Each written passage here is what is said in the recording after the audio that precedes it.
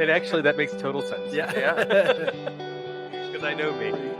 You know, so that's our life mission. That's the McShin's mission. So you don't have to understand my boundaries to respect them. Well, no, I'm the president and co-founder of McShin, a person in long-term recovery from substance use disorders. How do you go about fixing the damage in the trust between the family after you get out? It's like, okay, I gotta work on that. Like, Celebrating my 6 months. Didn't have a cake. Yeah. gosh, you showed up. Get that out the way. This shit. No, sweet.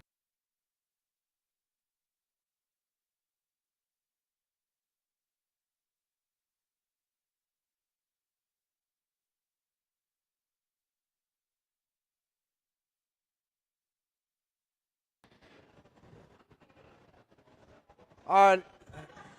What's up, everybody? My name's Kyle, man. Kyle Goddard. I'm a person in recovery.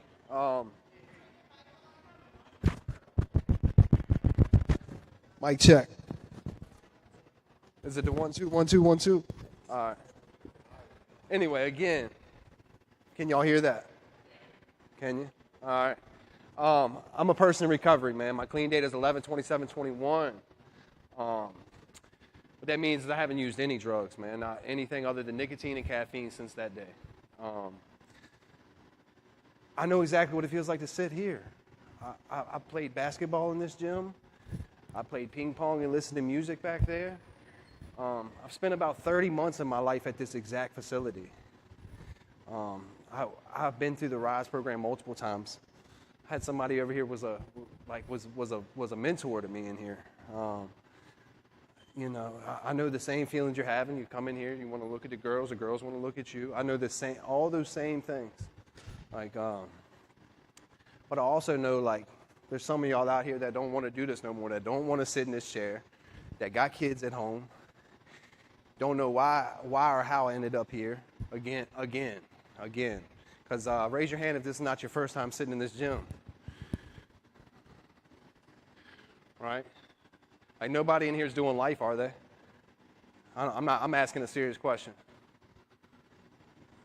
So, like, we all have another chance here.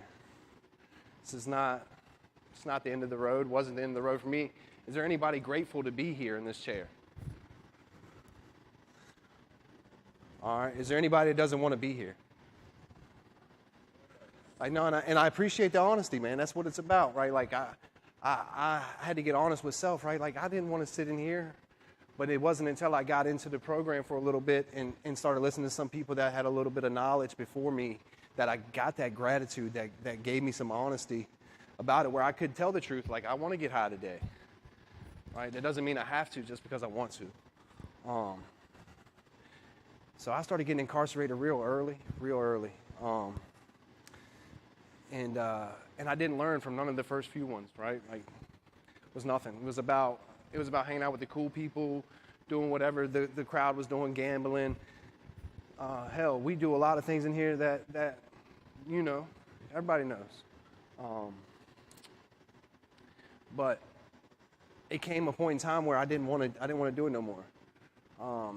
February 25th of 2021, I was in Pamunkey Jail, right? I'm on a 3-way phone call. My brother's in prison, been in prison for 21 years.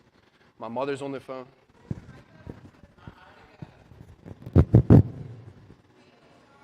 You're good.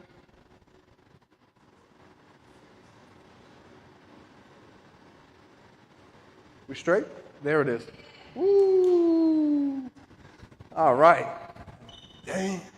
So yeah, I was in Pamunkey Jail, man. I was in a program, a McShin Pod program, and I'm on a 3-way phone call.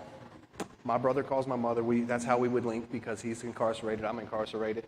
And she's with my dying grandmother on the phone. She dies while we're on the phone. While we're on the phone having a conversation, my mother goes, she's gone. That day, it gives me chills. It sticks with me, right? And the days that I think about getting high, I remember, like, I don't ever want to be incarcerated again.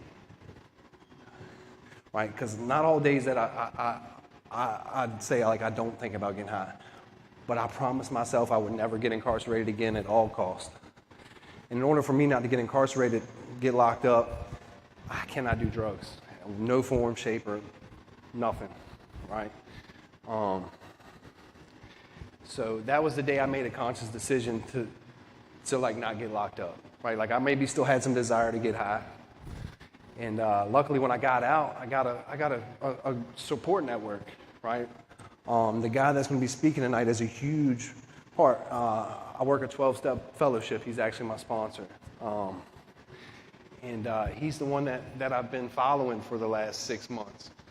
I'm a little over 15 months clean. 7 months of that was incarcerated, but I was on work release. And everybody knows if you're on work release, right, Earl? We can do what we want. We're cunning and baffling like the disease we have, right? We know we got means and ways no matter where we are. So I commend y'all. If you're sober today, even in this facility, I commend you. Because we've been some places where it was just as easy to get it. So give yourself a pat on the back for that. And y'all have heard it 1,000 times, and the next speaker that comes in is going to say the same thing, and the same thing. But we bring different people in here to give y'all different perspectives of what recovery looks like. And some of y'all physically know me, right? Like, y'all know, like I was in the life. I was in the grips multiple times. Like, I've got somebody like family over here, you know. And it's a humbling experience for me to step foot back in this gym. And it's a blessing, right? And I got to walk through this front door, through the visitation lobby, come in here, hand an ID, and walk back here. I did not have to strip. I did not have to squat. I did not have to cough, right? And if y'all ever have hope of maybe bringing the message back into a facility one day, because nobody knows it like we know it, right? Like nobody knows what it's like to sit in that plastic chair and listen to somebody else come in here and talk about your life, other than us, right? But there is some success out there, right? And the reality of it, not many of us are going to make it, but like, fuck, man, I want to go down fighting, dude. Like, this thing ain't going to beat me, you know, but at least without me trying, dude. Like, I'm going to give it my best effort. But anyway, this is, I'm going to introduce this guy, man. He's got an awesome message, man. His delivery is great, and he really touches a lot of people when he speaks. That's how he got asked to speak here. This is my sponsor, Trevor D. Man, y'all give him a round of applause.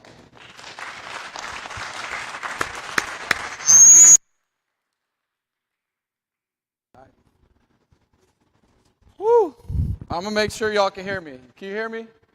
All right, cool. All right, let's get it in. My name is Trevor. I'm an addict. My clean date's 7/11/2008.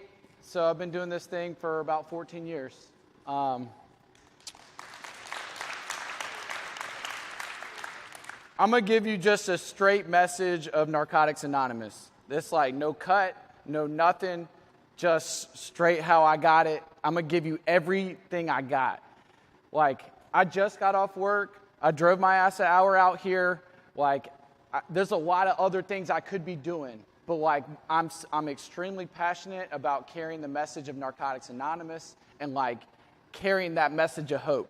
And like, that's what I'm here to do. I'm going to give you every single ounce of everything I got because I believe in you.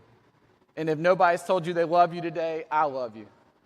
For real. And I really mean that. I call people all the time, like just get my phone out, pick a name, call them. Dude, I love you, man. Because man, the guy that I own a landscaping company, and the guy that builds my trucks, I was talking to him one day, and he didn't say anything to me. 3 days later, he shot himself in the head. And like, I make it a point to really say, hey, look, I love you. Y'all didn't know it, but you got a pop quiz today. But don't worry, because you're going to do great, all right? So this is from an IP. If you go to NA meetings, you'll see these IPs on the literature rack. They're free. I would suggest you hit one of our meetings, pick this up. But here's your pop quiz. If the answer to any one of these questions is yes, just say, yup. All right. Did you ever use a loan? Have you ever substituted one drug for another thinking that one particular drug was the problem? Have you ever manipulated or lied to a doctor to obtain prescription drugs? Have you ever stolen drugs or stolen to obtain drugs? Do you regularly use a drug when you wake up or when you go to bed? Have you ever taken one drug to overcome the effects of another? Do you avoid people, places, or things that do not approve of you using drugs? Have you ever used a drug without knowing what it was or what it would do to you? Has your job or school performance ever suffered from the effects of your drug use? All right, we're getting a lot of yeses. There's 19 other questions right here, but y'all did great. I'm proud of you. You smoked the exam. And for me, me walking into a meeting, I sit down and I'm like, I just distinctly remember sitting down and saying, my name's Trevor, I'm an addict. It just had a weird ring to it. Me, I'm an addict? A lot of people have a different vision of what being an addict means. It doesn't necessarily mean living under a bridge with a cardboard sign. It doesn't necessarily mean a needle user. It doesn't necessarily mean a lot of things. For me, being an addict means that the old saying, one is too many and 1,000 is never enough. For me, it's I can't just eat one donut. I can't just play one video game. I can't watch just one porn video. I can't buy one lottery ticket, right? And for me, that's what being an addict means. It means that once I put one in me, all bets are off. I'm not the guy to be able to sit down, relax, go to a sports bar, drink a beer, and drive home. That's not my story. I don't sit back and smoke a cigar and drink a glass of bourbon and enjoy it. Nah, I'm going to get a whole fifth and drink the whole thing and then move on to the next one. And I had to realize that. I was never, ever able to use successfully. It didn't matter. I tried moving to a different place. Maybe it's my hometown. Maybe it's where I'm living. Man, I still got high. I tried using only these drugs over here. Man, I'm staying away from that. I'm staying away from the crack. I'm staying away from the dope. But I can still drink beer and smoke a blunt every now and then. Man, that never worked either. Man, maybe it's the job. Yeah, that's what it is. It's the job. You know what? Those people stress me out. Everybody up there is getting high. Maybe it's the job. Dude, change jobs. Guess what? I take me with me. And that's what I had to realize, is that no matter what I did, I could never find a way to use successfully. Anybody in here got a food allergy? Yeah, what are you allergic to? Gluten. And what happens when you eat gluten or wheat? You get really sick. Okay. For me, I have a drug allergy. I break out in handcuffs. Okay? But it would be insane. You have a food allergy. So guess what? You don't eat it. It's the same for me with getting high. I know what's going to happen. We say it all the time. Insanity is doing the same thing and expecting different results. Or even worse, doing it knowing what's going to happen to me. And I just had to realize, I went to a 30-day treatment program. I woke up drunk on a pool float 14 years ago, and I was like, damn, everything that those people just told me is 100% accurate. That's me. I have the disease of addiction. But the hit is there's a new way to live, right? Our message is that an addict, any addict, can stop using drugs, lose the desire to use, and find a new way to live. And it's a simple concept for complicated people. But for me, let's just break down that message. An addict, any addict. Okay, y'all did great on the quiz. I'm really proud of you. I will give you a little smiley face, you did great on your quiz. So for me, if you're like me and you're sitting in this chair and you just smoked your exam, you're any addict. Okay? An addict, any addict, can stop using drugs. Okay, that piece is tough. okay? But what I can tell you is that a lot of people think that, like, if I've been getting high for years and years and years, like, all of a sudden I get, like, I'm just going to be able to put it down one day and it's easy, or that it's unnatural to think about getting high. Like, I'm an addict. I've just been using for 10 years straight. Of course I'm going to think about it. But if I can just kind of make it over that initial hump, I go to meetings, I get a sponsor, I reach out, I tell people what's going on with me, then I can get with that piece that any addict can stop using. That's that first hit. It's just to stop using. The second hit, lose the desire to use. I distinctly remember about 9 months down the road into staying clean, I was hanging out with some friends. They said that they were getting ready to go bowling. I was like, oh, okay, I'm down with that. They start drinking, and I'm like, man, I haven't even thought about getting high in a while. Like, let me tell you how good that feels. To like see someone drinking, be like, you know what, I kind of want to drink, and then be like, man, I haven't even had those thoughts in a long time. And then so that's the lose the desire to piece. But I had to keep coming back for that. It doesn't just happen just instantly. And then the last hit, find a new way to live. Right? That's what it's all about. Because ultimately, I was not able to deal with life on life's terms without getting high. I couldn't do it. It was like, man, it's a rainy day today. I'm getting high. Man, the sun's out. I'm definitely getting high. Like, I want to go to the movies. I'm going to get high. Man, I got the kids all day today. Dude, I need to get high to deal with these little motherfuckers. Or whatever. Fill in the blank. I couldn't deal with life on life's terms without getting high. And I kept coming back and kept coming back clean. And eventually I found that new way to live. I'm not here to tell you that, like, it's easy, because it's not. Dealing with life on life's terms is challenging. But I do know one thing. If I have a problem, like, what you got, what's your name? Will. What problems you got going on in your life? What else you got? What else you got? All right, so you got no job, right? So you sprinkle a little bit of crack on top of that. You still got a job? No. And that's been my experience. It doesn't matter what's going on with me. If I sprinkle a little bit of whatever on top of it, it's still right there.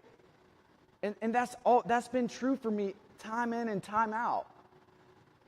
Like, I just never learned how to live life on life's terms. What this program and what staying clean has done for me is it's allowed me to clean up some of the wreckage of my past. You'd be surprised that there's people out there that want to help people in recovery, that want to help addicts. Give them a job, give them a chance. Kyle, how many charges, how many felonies you got? How many? And he works. You got a job? He works in the field of recovery. Brett? 6, and you got a job? Got a good job. It's like, but for me, it's just like, do I want to stay in this? Do I want to get into the solution, or do I want to keep doing the same shit I always did? Because when I do the same stuff I always did, I'm going to get the same results. And that's what I mean on that find a new way to live piece. Right?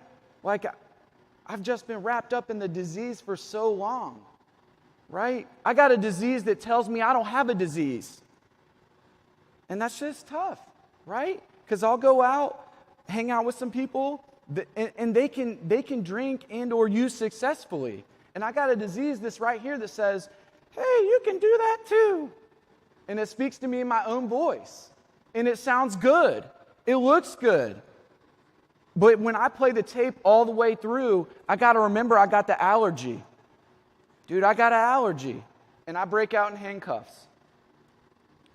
So for me, it was just really about getting started in this process and identifying in. You know, like, you might not come from where I come from. You might not look how I look. It doesn't matter what or how much we used, who our connections were, what we've done in the past, how much or how little you have, but only what you want to do about your problem and how we can help. It's that common piece of the disease of addiction. It's that common piece of one is too many, 1,000 is never enough. And that's been my story, man. Look, when I first got started in this program, well, we'll get into my story a little bit. Why not? So I'm a type 1 diabetic, right? That's one of my allergies. I'm a type 1 diabetic, and I got diabetes because I was using drugs so much that my body was just starting to shut down. I was using so hard that I gave myself diabetes, and I'm just getting high hard all day, every day. And I don't know whether I've taken my medicine or not. I don't know what I've eaten or if I've eaten or anything. I don't know what the hell's going on with me.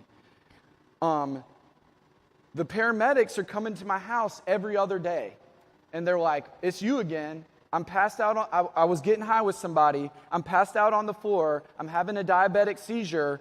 They got to hit me with." It's like Narcan brings you back, but it's a pen that gives you sugar for your blood real quick. And they were having to come to my house every other day and bring me on back.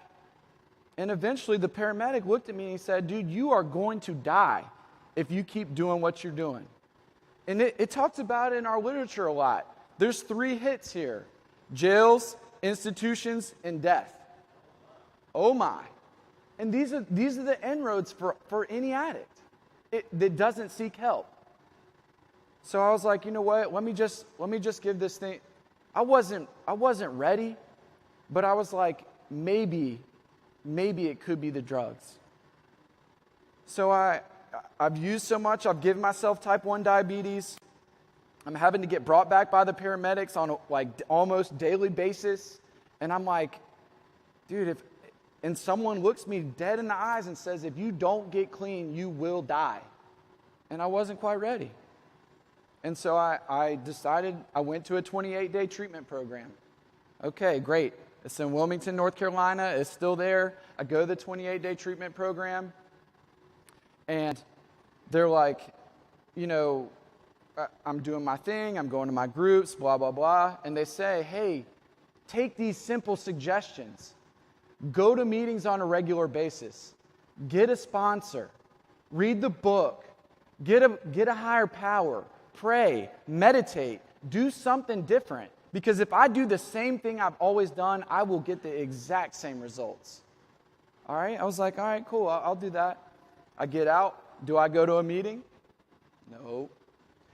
I get out. Do I get a sponsor? No. I get out. Do I read the book? Do I do any of the stuff that they just told me? Hell no. I don't do that. And what happens? I get drunk. I wake up on a pool float, sunburnt as a bitch, saying, "Damn, everything they just told me is 100% accurate." Then I took the quiz. And that's when I sat down and said, okay, my name's Trevor. I'm an addict. I'm ready to do something about the disease of addiction. I'm ready to find that new way to live. For me, today, this is what the new way to live, this is what it looks like. Dude, I got clean. I graduated college on the dean's list. Thank you. Yup. I got a business management degree. I started my own business. I have 2 beautiful children. I've bought 3 houses. And I'm talking about the same addict that was passed out on the floor dying, having to be brought back on a weekly basis. I'm that same addict. And that's what we talk about in here. Lost dreams awaken and new possibilities arise. I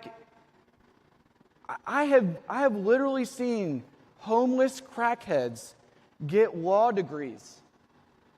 I have seen people with no education go to trade school, get a welding certification, get married, have kids, and find that new way to live. It works if I work it. There's a good line in the book, and it says, so oftentimes addicts have sought the rewards of hard work without the labor. I got to chase after this thing just as hard as I chased after the drugs. I just drove an hour out here. But guess what? If the dope man called me and was like, man, I'm an hour out. Dude, I'm on the way. I got it, right? Like, you're like, yeah, hell yeah, I drive an hour. I got to go after it the same way. I also got to realize one main piece. My best thinking is what got me here. My very best thinking. My very best thinking got me a seat at Henrico County Jail East. So do I want to continue my way?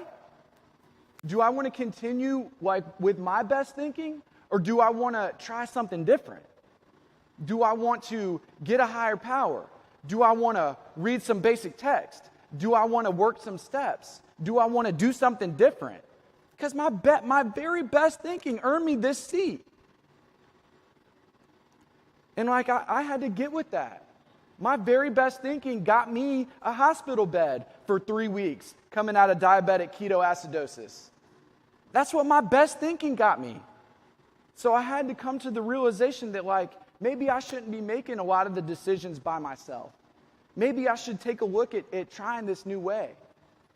I really had to get with the main hit that like there is no way I can use drugs in any form or fashion successfully. In A, we talk about how it's about like having a reservation. Like you almost equate it to like having a reservation at a hotel. Okay? Like, you know, like I'm going to the Holiday Inn on the 21st. Okay? I really had to take a look at my shit and be willing to get rid of those reservations. And what I mean by that is like, if the dog dies, I'm gonna get high. If the girl leaves, I'm gonna get high. If I lose the job, it doesn't. No matter what, I don't get high because when I sprinkle a little bit of dope on top of it, it's still there. And I had to get with that piece that no matter what happens in my life, I will not get high. I have a sponsee that calls me every single day at 8:30 a.m. Every day. Half the time, we don't even have a conversation. He just calls me and is like, I'm not getting high today. And I'm like, that's it. And he'll hang up. And that's it. That was the talk. I have come to realize that like I'm not unique, right? There's a lot of people that are, your stories, there's a lot of people with that same story. Like addicted to drugs, parents don't want to see them, unemployable, like isolation, degradation, humiliation, like all that shit. I'm not unique. My story's not unique either. A lot of people have medical conditions that, like when they use drugs, that'll kill them. You're not unique either. There's a lot of people that have been right where you're sitting and who have found that new way to live and go on to become productive members of society. You got any kids? Nah? You want kids? Okay. Like I got 2 kids. I own my own business. Like I'm not unique. You can do it too. But the real hit is, are you willing to do the legwork? Are you willing to take the suggestions? Are you willing to let someone else help you find that new way to live? Or is it going to be, nah, I'm going to do me. I'm going to do things the way I always did them and get the same shit I always got. For me, I became willing. It was only till we were beaten did we surrender. Have you gotten enough? Have you gotten a thorough ass whipping? You sure? That's good. That's great. A thorough ass whipping is a great way to get started. It was only till we were beaten did I surrender. Because if I hadn't gotten enough, then I need to go back out there and get that ass whipping. That way I can come in here and be receptive to the message that any addict can stop using drugs, lose the desire to use, and find a new way to live. Our message is hope. Our promise is freedom. And it's not like this is like new, like this. Narcotics Anonymous has been around for almost 56 years. It's worked. I've met people with 50 years of clean time in this program. 50 years consecutive. And they've found that new way to live. what I'm telling you is like, just because I get clean doesn't mean that my life gets to be rainbows and butterflies and sunshine all of a sudden. I still have to live life on life's terms. The girl's still going to leave. I'm still going to lose jobs. I'm still going to deal with marriage problems. I still may not have a place to live sometimes, but I'm damn sure not getting high over it. And when I don't get high over it, then that gives me a chance. And that's what's made me successful in staying clean all day, every day for 14 years. I got a thorough ass whipping. And I realized that there was no way I was ever going to be able to live the dream of sitting on a couch, smoking a blunt, drinking a beer on Sunday only, and go to work the next day. It never worked for me. Because I ended up getting drunk, getting high, getting powder, and off to the races, and then having to get pills to come down off of it. That was my story. And it happened like that every single time. I have that allergy. My girl over here cannot eat gluten. We can't do drugs. And like when I became receptive to that,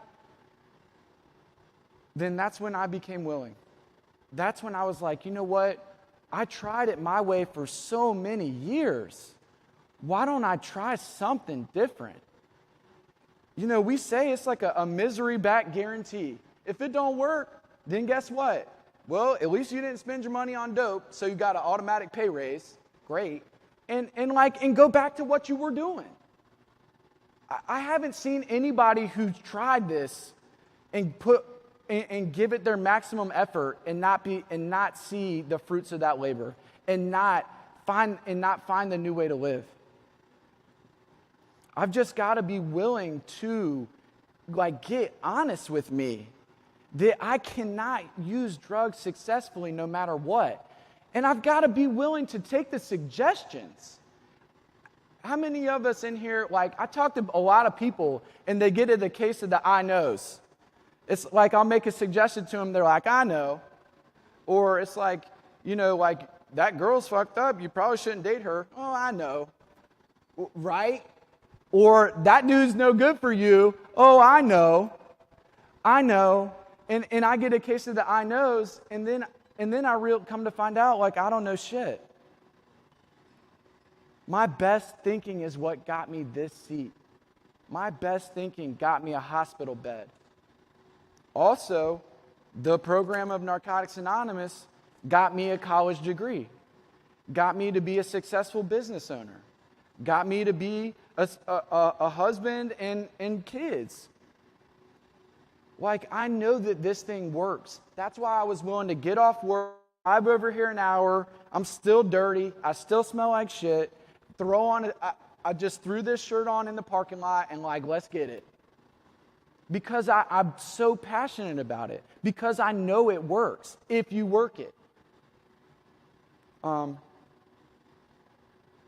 What I can say is that if you're sitting here and you did really well on the quiz, you got what I got. And it's not I thought that I was just going to get high the rest of my life and die. And I was good with that. And then I didn't die. So now what? I got to live. Okay. Do I want to live that way? Nah. Sick and tired of being sick and tired. There's another way to do it. I believe in you. If no one's told you they love you today, I love you. And I mean that from the bottom of my heart. Come to the meetings. Get a sponsor. Get a home group. Go after it like you go after the drugs. If I put that much energy into it, it doesn't matter. I'll share this and shut up. When I first got clean, I made a list of things that I wanted out of recovery. And it was, a lot of it was materialistic. And staying clean, it has given me so many things. I wake up every single day and I'm not dope sick. I wake up every single day on time and go to a company I own. I wake up every single day knowing, like, you know what? I'm not getting high today. And as long as I don't get high, I got a chance. That's all I got. Thanks for letting me share.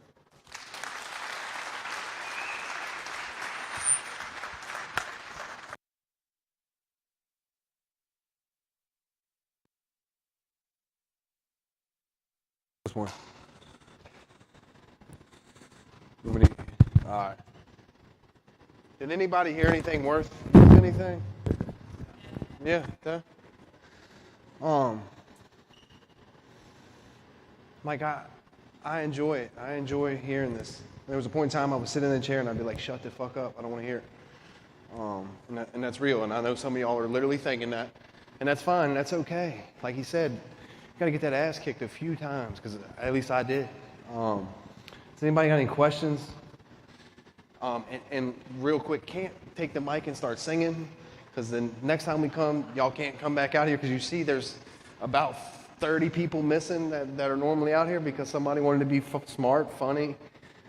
It's real short-lived, real addict behavior at its finest. Does anybody got any questions about anything we've talked about his story, about mine, about Narcotics Anonymous? Somebody over here. Where's y'all home group? Which organization y'all do? What is our home group? Actually, that's pretty cool. Our home group is actually the night, and I'm not sure if but I know Brett and Trevor and I all have the same home group, and it's at Henrico Mental Health at 7 p.m. Yeah. Come holler at your boy. Most of us are like out on the picnic table, smoking a cigarette, hanging out. Love to have you come be a part of. So, yeah. No, that's Woodman Road. Woodman Road.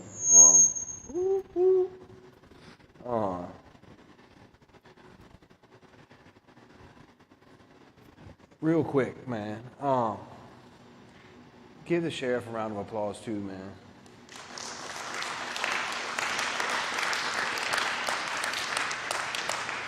And John always does that, right? And I steal that from him. And it would be hard for me to sit in that chair and give. Before I got to know who Sheriff Wade was, I wasn't here with the new sheriff, but it was hard for me to applaud a CO or applaud the sheriff, like blaming them for my mistakes. Because it's really cool that they allow us to come in here. Really cool. Because there's been plenty of places that nobody's allowed to come into, right? And I'm going to tell you, so Jarvis over here, she's sitting here talking about a success story of an inmate. Like, you might not think that she cares when she's yelling at you, don't look at the guys and go back to the pod if you don't want to act right. Right?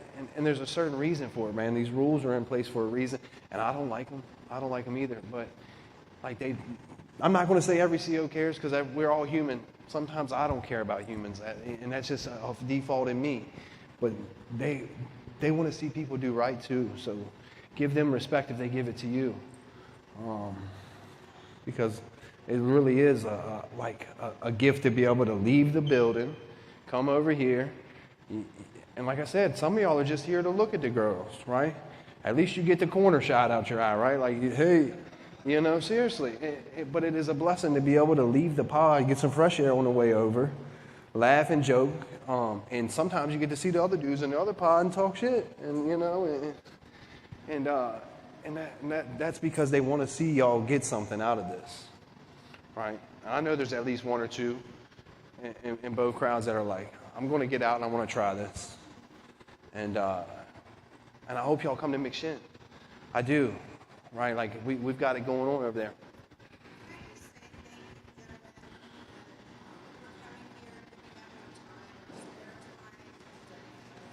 For sure. For sure. Thank you. Yeah, this is actually a Narcotics Anonymous shirt. If you get out, you can go to these things called conventions, and they're real fun.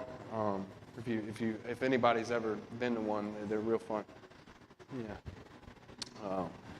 thank you for thanking us too, man. It means more than you know, right? Like I want to share a success story real quick too. So my brother that I was just speaking about, that was incarcerated for 21 years, is getting married, right? He got out, he got his CDLs, he's over the road truck driver immediately, but he asked this girl to marry him. She said yes, but this is the hit. He asked me to be his best man, right? Like I would have never thought that somebody would ask me not only to be a part of a wedding, but to be the best man in a wedding, because I had no trust. They had no trust in me. Like, you know, my family, I can show up to all my family's houses today. I can. And be welcome, not just show up and be like, oh, shit. They'll be like, hey, man, what's going on? How's your kids? Blah, blah, blah. But he asked me to be his best man. We were out fishing, looking at each other. He said, hey, you gonna be my best man, right? I said, yeah, give me chills. Look, I said, damn, I don't be your best man. And if I was using that, would have never been an experience, right? That would have never been on the radar of being, and that's the stuff I don't want to miss no more when I come in here, right? Like that, like I said, like I wish I could have been there for my mother when my grandmother passed away. We knew it was my grandmother's time. She was old. She lived a good life, right? And I'm glad she died the way she did, other than the fact that her grandchildren like weren't there to support their mother, her child, right? Like the woman that took care of me, I wasn't there to give them support, and I'm not going to not do that anymore, right? Like when my mom passes away, I promise I will be there if I'm physically still on this earth.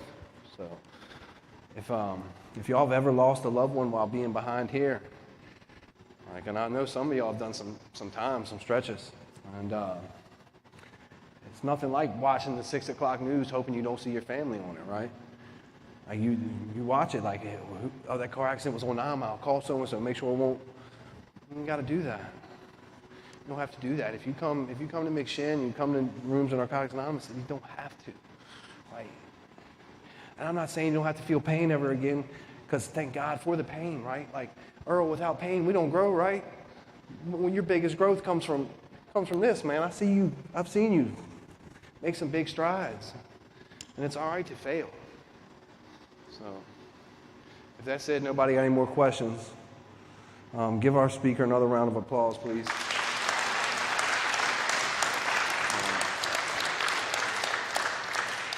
And thank y'all for like not acting up, man. Like, she was on it, Miss Jarvis was on it. She hawk-eyed y'all, and then it took one or two to get knocked off, and y'all were like, whoop. You know what I mean? So thank y'all, and continue to keep that respect, and treat this. Start now doing what you would be doing if you were out there, right? Carry yourself the way you plan to carry yourself out there, right? What's up, big dog?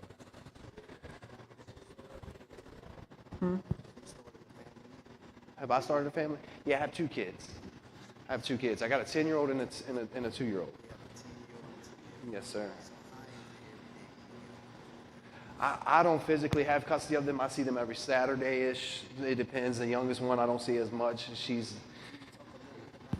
Can I talk about a little bit about the kid, about being present back? Oh, so yeah, so he was asking about how I've reintegrated back into my children's lives. I'm blessed to have the mother of my children be really immersed in understanding recovery. They're not addicts, but they have taken the time to learn about the disease of addiction, and so they're really willing to like let me do what I want with the kids, and like I don't have custody at all of the oldest one, but she's with my mother at like every weekend. And so, but what happened in the past is my mom would bring her to see me for like an hour. Right now, I go spend the day, the night, and the next day with them, right? And we go out like roller skating at Skateland on Saturday. I take her skateboarding at the skate park on a Sunday. My other kid, my youngest, follows my oldest and does exactly what she does. My youngest is an asshole, by the way. They said the second kid is, and I'm a second child. And so clearly unfortunately, I might have to visit my second one in prison. She's crazy, and I hope not, but she is me to a T. So hopefully she learns from some of my mistakes, but she's wide open. But I get to be there for it, right? Like I got an app on my phone from the daycare that sends me pictures and tells me, hey, she tried to potty, she ate today, and this is what she ate. She bit a kid, and then the kid punched her, and then I get those notifications on my phone though. Like they trust me to get those notifications, right? Like there was a point in time they wouldn't even tell me my daughter was in the hospital, Bob, because I wasn't going to show up anyway, and if I did show up, I wouldn't remember.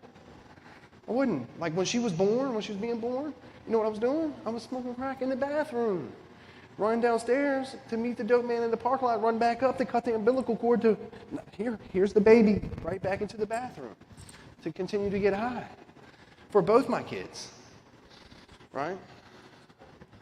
But the difference is my second kid, I knew better. I had recovery. I asked for that misery back.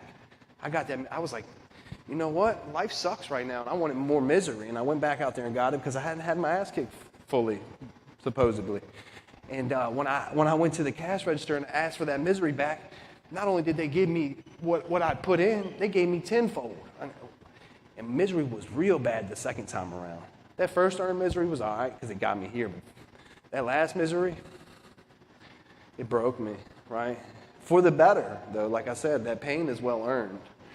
Like every ounce of pain, like I overdosed, fell out on top of my oldest daughter and almost smothered her when she was about 18 months old. And I would never change that, though. Why? Because that's my pain, my story, and if it helps somebody else, it was meant for a reason, right? Thank God my daughter had no real damage from it. And thank God she won't remember it. Hopefully she doesn't see this. But I wrote a book while I was in here, like was writing, and that's like how the book opens up, and the mother of that child found that book, and that's how she found out about that scenario. But that same mother texted me yesterday. My oldest texted me yesterday and says, I just want to tell you how proud I am of you, what you're doing. Not only are you like, you look good, but you're living a recovery lifestyle. And I don't say it enough, but I'm grateful, and I don't know what I would do without you. We're not together. I'm not together with either one of them, but the fact is they both tell me on a daily basis, weekly basis, like, keep doing what you're doing. So if you don't have your kids, come to McShin. Come to Narcotics Anonymous. You'll meet some people that didn't have their kids for a long time and got them back. Like that, of course. Anything else? What you got, big dog? Sean, what's up?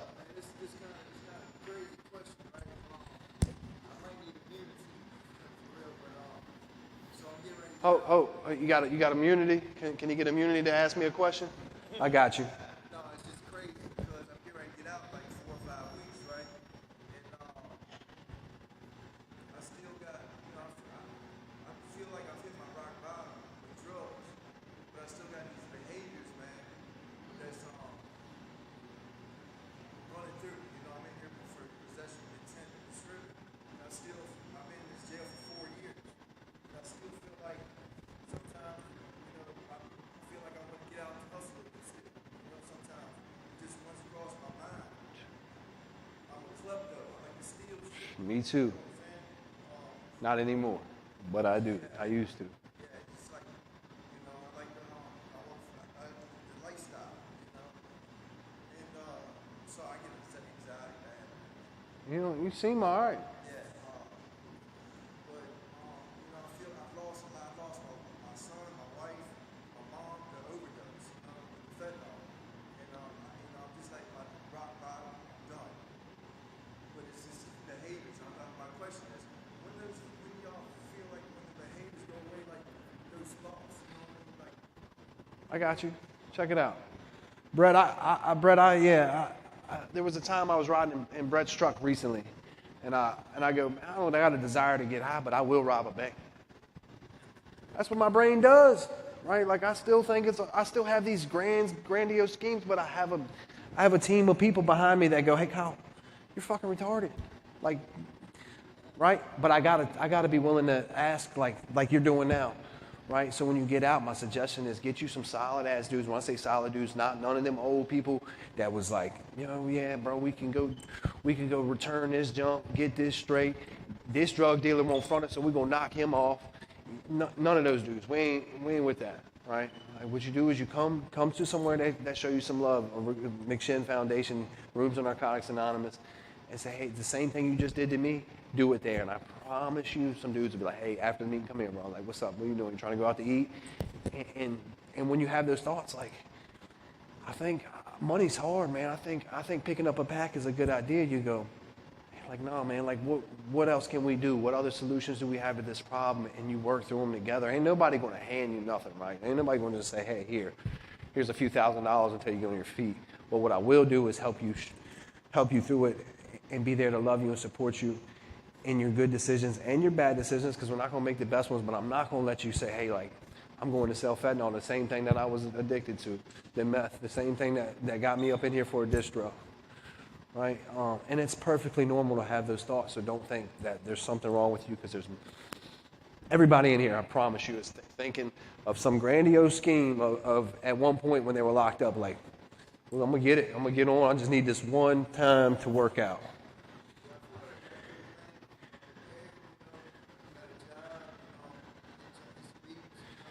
Where are you living when you get out? What part of town? So all right. Come see us, man. Come check us out, man. You got a home plan already accepted and everything? All right. Today. All right. If they don't accept it, man, we got you. Like, put it in. We can work something out.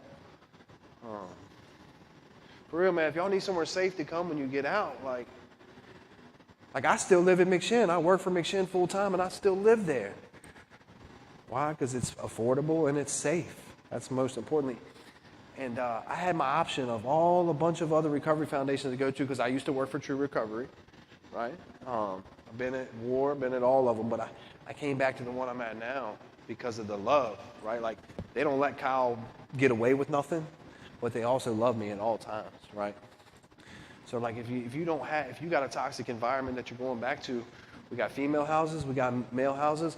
We accept all genders, all race, all religion, all creed, the same way the Rooms of Narcotics Anonymous does. So if you got some toxic ass baby mama, baby daddy, mom, dad that are still using, a place in the Jets that you don't want to go back to because you might still be beefing and it's not conducive to your lifestyle, come to McShin, man. We're safe, man.